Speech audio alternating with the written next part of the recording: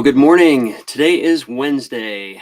My name is Daniel McCrane with McCrane Associates, and we work with small business owners to increase their profitability, scalability, and legacy guaranteed.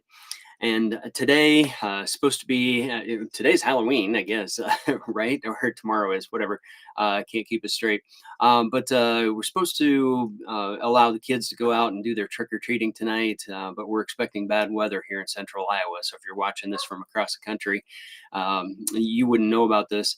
So big fiasco because a lot of the cities have moved the trick or treat night to tomorrow night instead.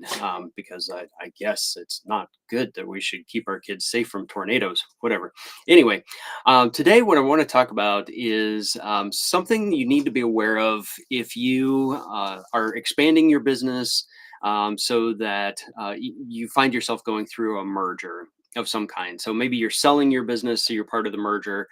Maybe you're buying another business, so you'll be part of that merger going that direction. And it's a great way to expand your business. It's a great way to increase the value of your business. Um, Dog just went behind me in case you saw that. This is live. But so it is a great thing to consider when you're trying to increase the value of your business. There are some things that you need to be aware of, though, that happen after the merger that you just need to watch out for. So, some things that you need to make some really good plans for are how are you going to integrate the sales of products and service?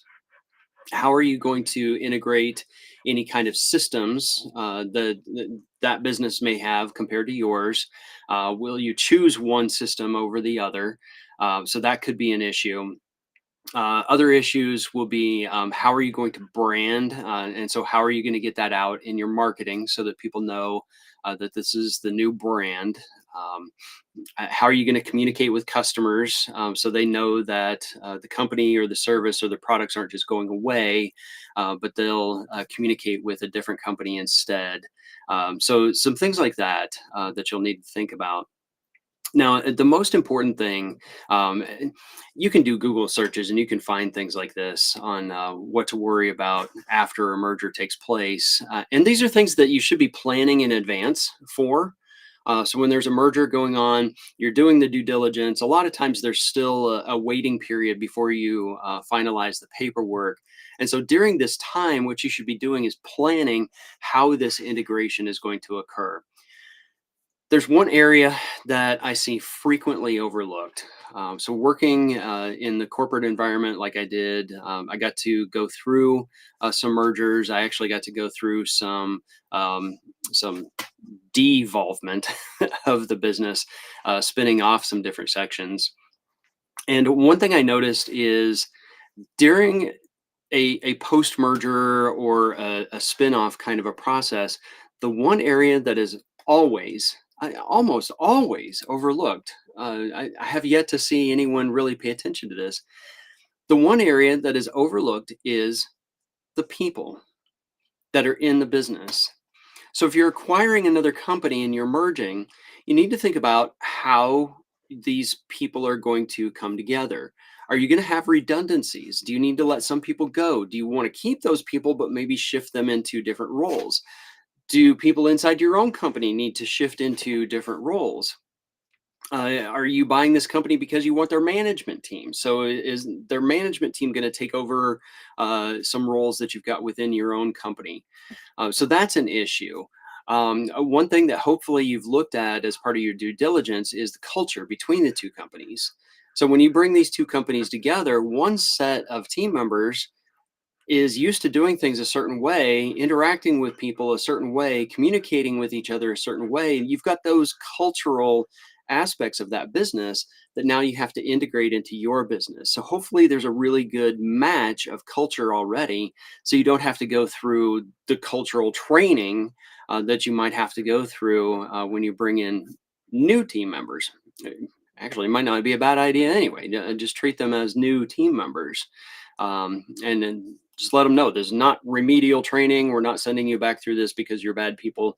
We're doing this just to bring you up to speed on how we do things at our company.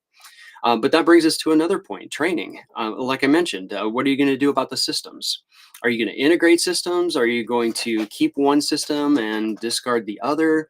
And that means someone is going to need training. Maybe it's the people from the business you're buying coming into your business. They need to learn your products and systems and procedures. Maybe you're keeping their systems and procedures, and you need to retrain your people. So the people aspect of a merger is the most important part. You need to spend the most time here. This could be make or break, because if you irritate both groups, you could see a mass exodus of people from the business, and find yourself in some really hot water, trying to figure out how to get things going, keep things going. So that people aspect of dealing with things after a merger is probably the most important thing that you can do. And this is something that McCrane Associates consults on. We can help with this. So again, I would invite you, if you're in a position where you're thinking about this, we should definitely have a conversation. You can reach out to me by phone or email here on your screen, and I can help you think through some of these things and try to come up with a plan for that. So I'm going to stop there. I could go on. This